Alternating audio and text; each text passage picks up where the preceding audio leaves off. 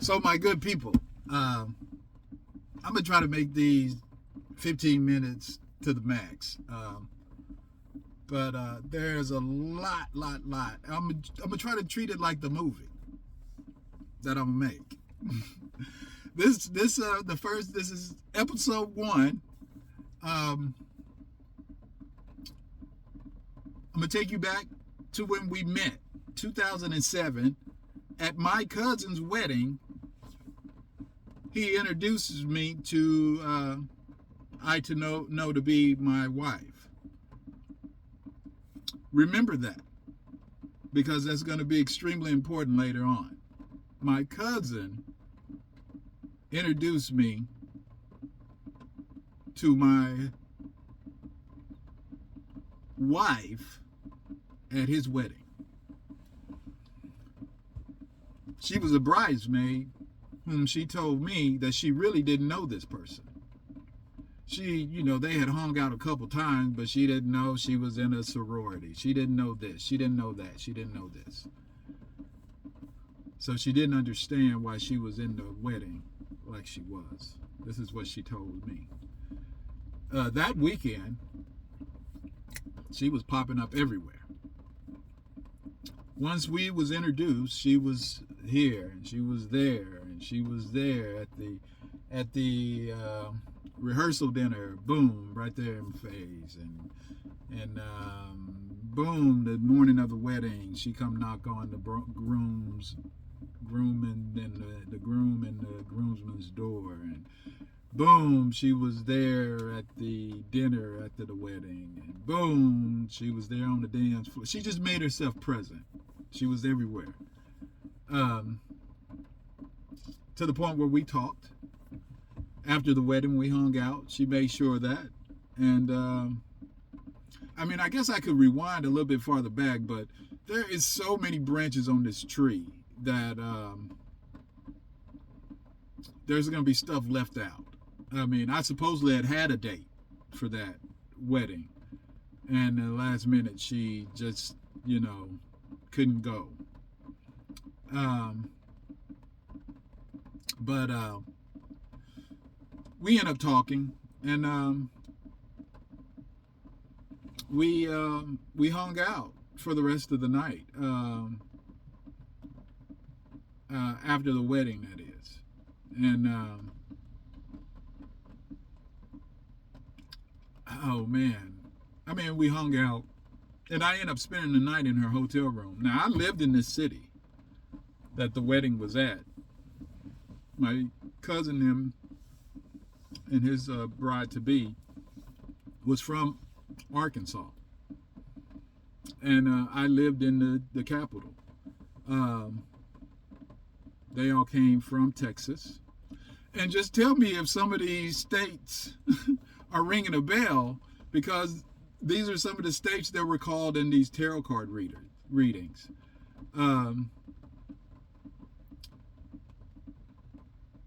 We hung out and talked all night, and ended up spending the night in her room. Now, we didn't do anything. I just fell asleep. If you've been in a wedding, you're tired, you're dead beat, you're wore out. And we hung out. We started talking on the phone. I took her to the airport the next morning, and we started talking on the phone back and forth, blah blah blah. We was coding. I would drive to Texas, or she would fly to Arkansas. And that went on for, I guess, a month. A month or so, a month or two, to the point where, no, it went on until, because that was October, it went on until February. And I moved to Texas. Moved in with her. I didn't move in with my cousin. I moved in directly with her. I was 33. No time. If we're going to do it, we're going to do it. If we're going to get to know each other, we're going to get to know each other. Make a long story short, 8 months later, we were married. We were married in 8 months. She was 5 years older than me. 6 days separated us. For 6 days, no, for 4 days, she was 6 years older than me. And I thought I was in love, man. I thought I had found the one, and matter of fact, I know this is going to blow some people's mind because they don't do this anymore. Our CD cases, the big, huge CD cases about that big, with the big zipper on it that hold over 100 CDs or whatever, was damn near identical. I mean, damn near identical. And I was like, wow. It was little stuff like that you think, is this my soulmate?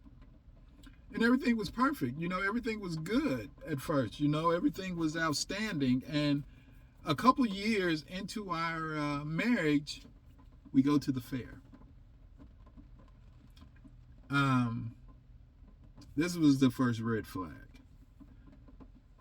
We went to this booth at the fair. And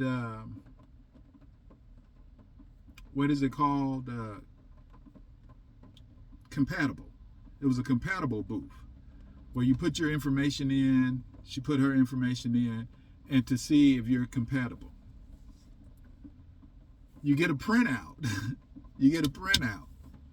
And the printout read, you two should not be together. You're not compatible. That was the very first red flag. No, I take that back. That was the second red flag. The first red flag was we were dating. She had flew to Little Rock. And we went out to go see I Am Legend. And we got back to my apartment, and we were just talking about the movie, if we liked it or not, or whatnot. And she went off about the girl saving the day and why it had to be a white girl. And she dove head first into it, and I just thought it was just kind of silly. But I blew it off, some people don't get along with, certain races. I chopped it up as something like that. So, but that was the first red flag. And she said afterward, I just want to show you that other side of me. Okay, if you say so. But to say the least, the first 5 years for sure were great. I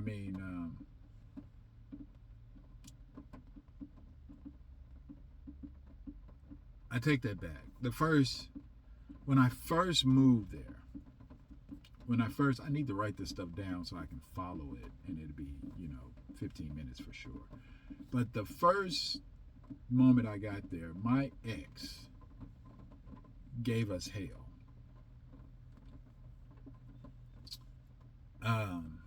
And she had a friend that worked at the telephone company that I had my services through. So they could see all my text messages, the people I was calling, the whole nine.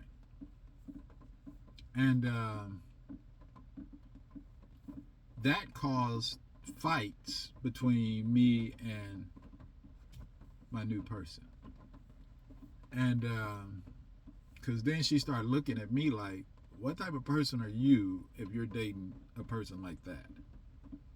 That would harassing, telephone calls hanging up, the whole nine, just the whole harassment, dirty, nasty text messages. It was just to the point where she had her police officer relative look this person up.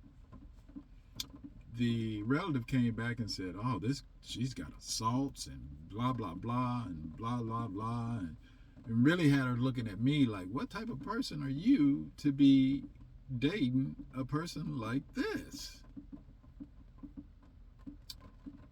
Say the least, I had no idea about the assault and all that other stuff. That person that I dated had only been married to one person, had only slept with one person. This is what she was telling me. But I just knew that we wasn't in alignment, and this was one of my shortest relationships. A matter of fact, I never knew that I was going to get in a relationship with her because I was on a date with an ex when I met her. If that makes any sense to you, I have to explain that to you. But just remember that part. We got past the ex, and we tried to build on our relationship. Once we realized where the information was getting ciphered from, and then we got in contact with the phone company about what was going on, and then all that stuff stopped. Because I think they were fearful of a lawsuit. From the information that they were spewing out, it was only somebody from the telephone company that would have that information. So that all got stopped, and I think the person that worked there got fired and all that stuff. And then all that ended up dying off, and that she disappeared. But, my whole thing was don't acknowledge it. If you don't pour gasoline into that toxic situation, the fire is going to go out eventually. And that's the way I always looked at stuff like that. You don't just give people, that's what they want. They want the reaction to go back and forth with you. And I never gave it to her. But she wanted to give it to her, but it finally went away. That was our major, well, it wasn't our major hiccup, but I think she thought she was going to breadcrumb me from the beginning. And I guess this is where YouTube kind of came in. You got to remember, this is like 2008, 2009. I was a very sexual person. I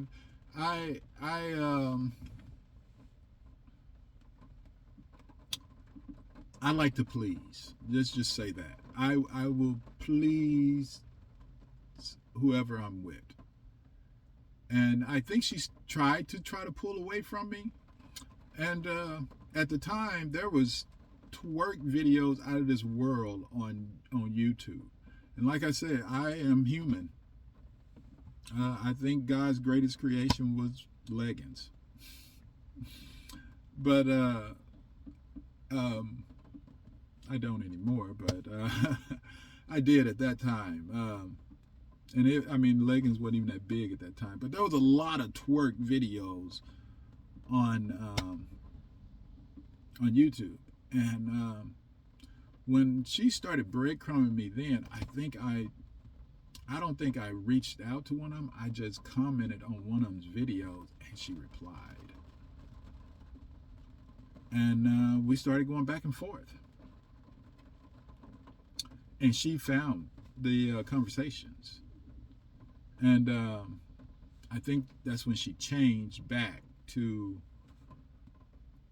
and the relationship got better. I think it dawned on her, if I don't do right, this dude's going to get the hell on down. He's going to find something else.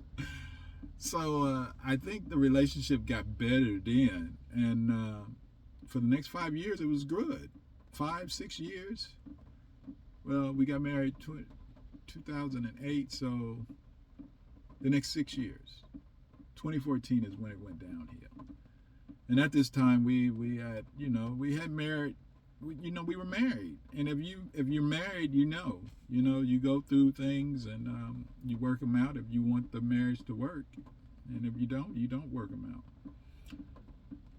After the whole YouTube situation, I, decided I was not going to be the cause of this marriage not working out. So if this marriage don't work out, it's not going to be my fault. So in 2014, we both lost our jobs. and a lot of things changed. We was in a rent house, and we moved into an apartment, and we stayed in this apartment for 7 years. And this is when the strange things started to happen. Strange things that I can see now that I didn't see then. And I think the full court press got put on to continue to bind me and keep me locked down. All praise to the Most High. 15 minutes and 30 some seconds. We're going to end this video right here, and we're going to pick it back up.